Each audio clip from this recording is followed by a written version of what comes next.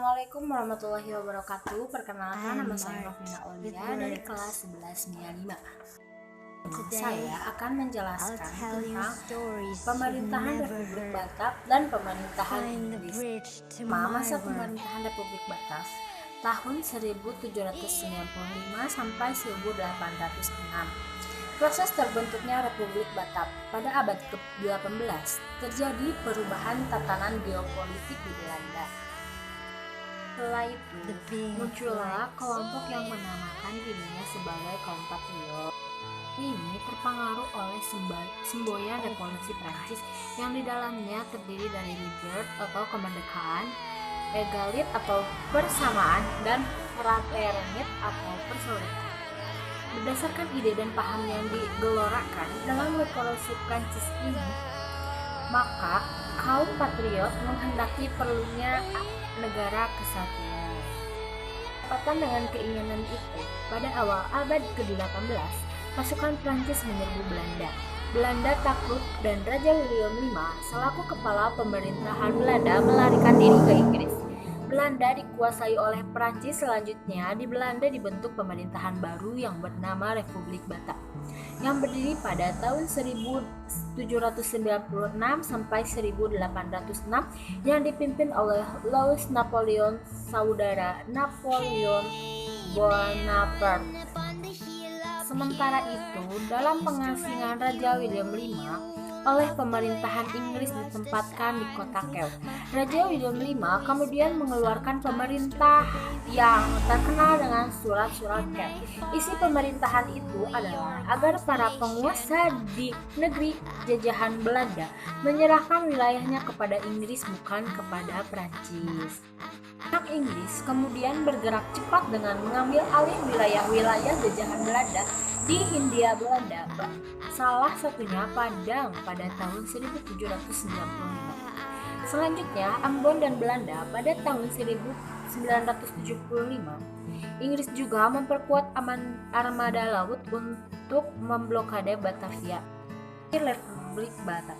Letak geografis Belanda yang dekat dengan Inggris menyebabkan Napoleon Bonaparte merasa perlu menduduki Belanda.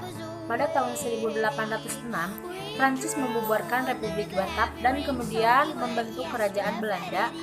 Napoleon kemudian mengangkat Louis Napoleon sebagai Raja Belanda, yang berarti sejak saat itu pemerintahan yang berkuasa di Nusantara adalah pemerintahan Belanda Prancis.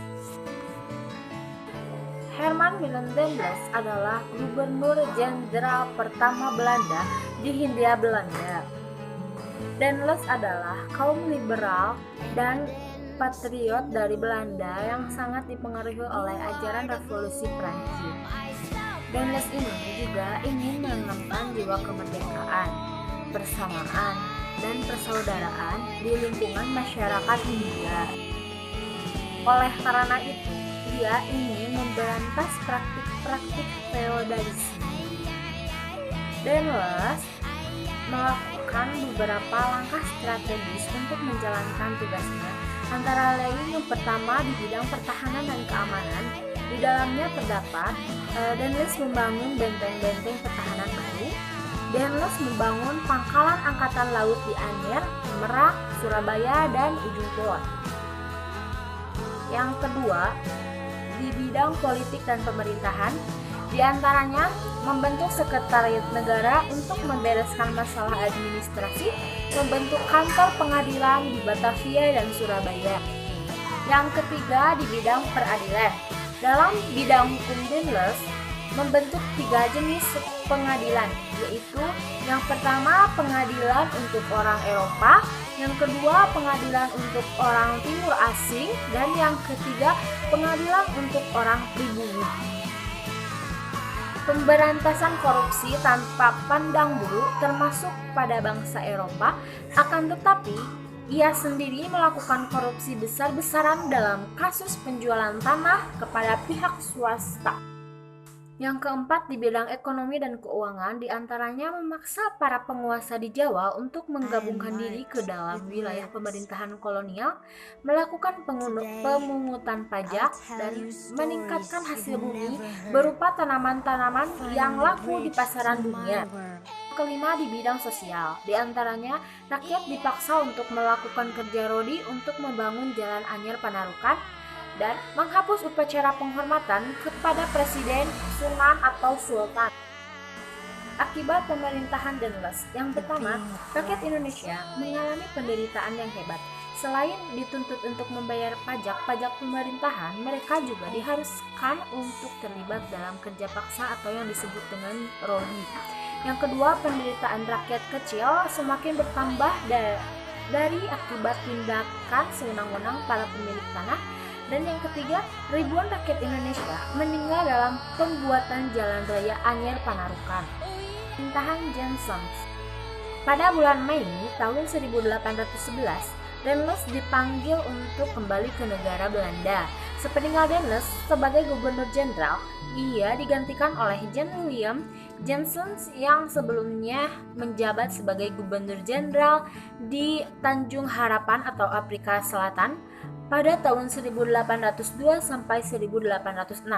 Pada 1806, Johnson terusir dari Tanjung Harapan karena Tanjung Harapan jatuh ke tangan Inggris. Tahun 1810, Johnson ditunjuk menggantikan Daunless untuk memimpin Jawa dan resmi menjadi gubernur jenderal di Hindia Belanda pada tahun 1811. Johnson berusaha memperbaiki keadaan di Hindia Belanda. Namun, Inggris sebagai musuh dari Belanda pada saat itu telah menguasai beberapa wilayah di Nusantara.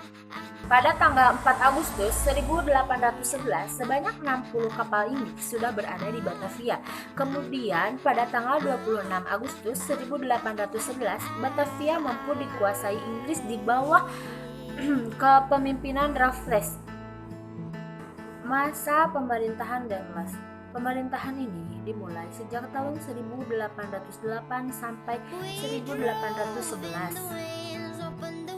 Johnson kemudian lari ke daerah Salatiga, tepatnya di Tuntang.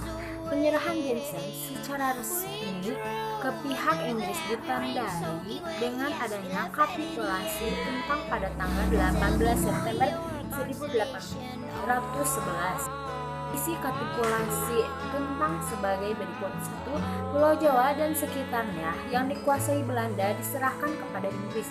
Kedua, semua tentara Belanda menjadi tawanan Inggris. Dan yang ketiga, orang-orang Belanda dapat dipekerjakan dalam pemerintahan Inggris. 2. Perkembangan kolonialisme Inggris di Indonesia pada tahun 1811 sampai 1816. Ditandatanganinya kapitulasi Tuntang merupakan awal dari masa kolonialisme Inggris di Indonesia. Gubernur Jenderal Lord Minto secara resmi mengangkat Raffles sebagai penguasanya. Pusat pemerintahan Inggris berkedudukan di Batavia. Dalam rangka menjalankan pemerintahannya, Raffles berpegang pada 3 prinsip. Yang pertama, segala bentuk kerja rodi dan penyerahan wajib dihapus. Kedua, peran para bupati sebagai pemungut pajak dihapuskan dan para bupati dimasukkan sebagai bagian pemerintah kolonial. Ketiga, atas dasar pandangan rakyat, penggarap dianggap sebagai penyewa. Dari 3 prinsip itu, Raffles melakukan beberapa langkah baik yang menyangkut bidang politik, pemerintahan, maupun bidang sosial ekonomi. Kebijakan Raffles di Nusantara mengenai bidang pemerintahan, yaitu Raffles berusaha menghapus pemerintahan feodal yang telah mengakar kuat di Indonesia. Kebijakan dalam bidang pemerintahannya diantaranya: 1. Menjalin hubungan baik dengan penguasa-penguasa lokal yang anti terhadap Belanda. Yang kedua, membagi Pulau Jawa menjadi 16-18 keresidenan dengan setiap keresidenan mempunyai kepala residen. Dan yang ketiga, mengangkat para bupati serta pegawai pemerintahan sehingga mereka mendapat gaji dalam bentuk uang. Kedua, di bidang ekonomi. Yang 1, pelaksanaan sistem sewa tanah atau pajak tanah yang kemudian meletakkan dasar bagi perkembangan sistem perekonomian uang. Dua, penghapusan pajak dan penyerahan wajib hasil bumi. Dan yang ketiga, penghapusan kerja rodi dan pembudakan. Yang ketiga, di bidang hukum. Satu, sistem peradilan yang ditetapkan Raffles lebih baik daripada yang dilandaskan oleh Daimler. Yang kedua, Raffles memang orang yang berpandangan maju. Ia ingin memperbaiki tanah jajahan, termasuk ingin meningkatkan kemakmuran rakyat. Yang keempat, di bidang ilmu pengetahuan dan teknologi, diantaranya satu, ditulisnya buku berjudul History of Java. Yang kedua, ditemukannya bunga bangkai yang akhirnya diberi nama Rafflesia arnoldi. Dan yang kelima, dirintisnya kebun raya Bogor. Akhir pemerintahan Raffles. Pemerintahan Raffles hanya bertahan sampai tahun 1816. Keadaan di negeri jajahan rupanya sangat bergantung pada keadaan di negeri Eropa. Pada tahun 1814, Napoleon Bonaparte kalah melawan raja-raja di Eropa dalam Perang Koalisi. Berakhirnya pemerintahan Raffles di Indonesia ditandai dengan Convention of London. Isi Convention of London diantaranya satu, Belanda menerima kembali jajahan yang diserahkan kepada Inggris dalam perjanjian kapitulasi Tuntang. Yang kedua, Inggris memperoleh Tanjung Harapan dan Sri Lanka dari Inggris. Konsekuensi dari perjanjian tersebut, maka Inggris meninggalkan Pulau Jawa. Raffles kemudian menduduki pos di Bengkulu. Pada tahun 1819, Inggris berhasil memperoleh Singapura dan Sultan Johor. Tahun 1828, Inggris dan Belanda kembali berunding melalui Treaty of London. Tahun 1824 isinya antara lain menegaskan bahwa satu, Belanda memberikan Malaka kepada Inggris dan sebaliknya Inggris. Dua, Belanda dapat berkuasa di sebelah selatan garis paralel Singapura, sedangkan Inggris di sebelah utaranya. Tiga, masa pemerintahan kolonial Belanda pada tahun 1816 sampai 1942. A. Kekuasaan Komisaris Jenderal. Pada mulanya, pemerintahan ini merupakan pemerintahan kolektif yang terdiri atas 3 orang, yaitu Flood, Bykes, dan Van der Kaplan. Mereka berpangkat Komisaris Jenderal. Pemerintahan kolektif itu bertugas menormalisasikan keadaan lama yang disebutnya Inggris ke alam baru yang disebut juga Belanda. Masa pemerintahan itu hanya berlangsung dari tahun 1816 sampai 1819. Pada tahun 1919, kepala pemerintahan mulai dipegang oleh seorang gubernur jenderal, yaitu Van der Kaplan, pada tahun 1816 sampai 1824. Dalam menjalankan pemerintahannya, Komisaris Jenderal melakukan langkah-langkah sebagai berikut. 1. Sistem residen tetap dipertahankan.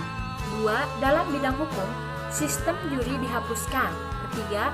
Kedudukan para bupati sebagai penguasa tetap dipertahankan.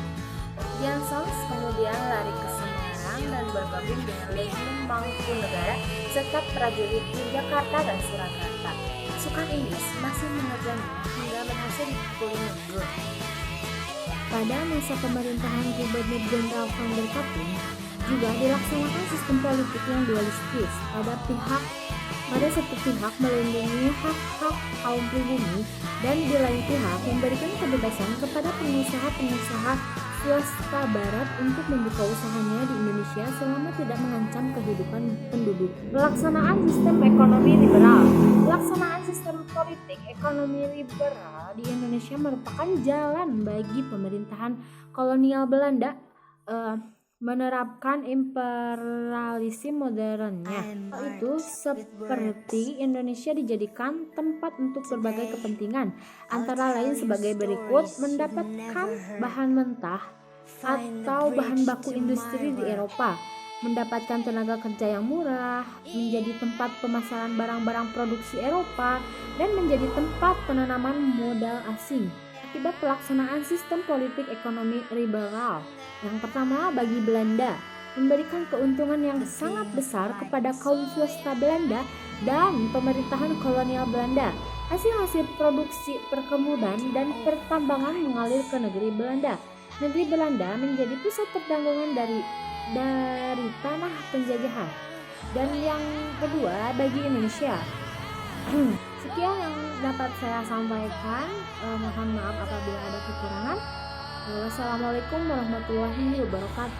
Pada masa pemerintahan Gubernur Jenderal Van der Kapling juga dilaksanakan sistem politik yang dualistis. Pada satu pihak melindungi hak-hak kaum pribumi dan di lain pihak memberikan kebebasan kepada pengusaha-pengusaha swasta barat untuk membuka usahanya di Indonesia selama tidak mengancam kehidupan penduduk. Kehidupan di negeri Belanda dan di Indonesia semakin memburuk.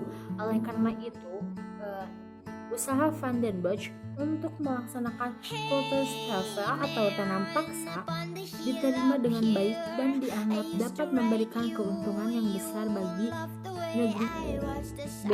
Sistem tanam paksa. Sistem tanam paksa merupakan kebijakan yang dibuat oleh pemerintah Belanda. Sistem tanam paksa dimulai dan diberlakukan pada tahun 1830. Sistem tanam paksa dilatar belakangi oleh kegagalan dari pelaksanaan sistem sewa tanah pada masa pemerintahan Komisaris Jenderal. Selain itu, karena pada tahun 1830 Belanda hampir bangkrut setelah terlibat perang di Pontianak. Ketentuan sistem tanam paksa. Ketentuan tanam paksa diatur dalam Staatsblad nomor 22 tahun 1834, diantaranya A. Tanah yang diserahkan kepada pemerintah bebas pajak. B. Pekerjaan menanam tidak boleh melebihi waktu menanam padi. C. Hasil tanaman wajib harus diserahkan kepada pemerintahan Belanda. D. Kegagalan panen karena bencana alam ditanggung pemerintah Belanda. E. Penggarapan tanah untuk tanaman wajib diawasi oleh kepala pribumi atau pegawai Belanda. C. Politik liberal atau sistem usaha swasta. Sebelum tahun 1870, Indonesia dijajah dengan model imperialisme kuno, yaitu dikeruk kekayaannya saja. Setelah tahun 1870-an, di Indonesia diterapkan imperialisme modern. Sejak saat itu diterapkan open door politik, yaitu politik pintu terbuka terhadap modal-modal swasta asing. Pelaksanaan politik pintu terbuka tersebut diwujudkan melalui penerapan sistem politik ekonomi liberal. Latar belakang sistem politik ekonomi liberal. Yang pertama, pelaksanaan sistem tanah paksa telah menimbulkan penderitaan rakyat pribumi. Kedua, berkembangnya paham liberalisme sehingga sistem tanam paksa tidak sesuai lagi untuk diteruskan. Yang ketiga, kemenangan Partai Liberal dalam parlemen Belanda mendesak pemerintahan Belanda menerapkan sistem ekonomi liberal di Indonesia. Pelaksanaan peraturan sistem politik ekonomi di antaranya, yang pertama Circle Rate atau undang-undang gula yang menetapkan bahwa tanaman tebu adalah monopoli pemerintahan yang secara berangsur-angsur akan dialihkan kepada pihak swasta.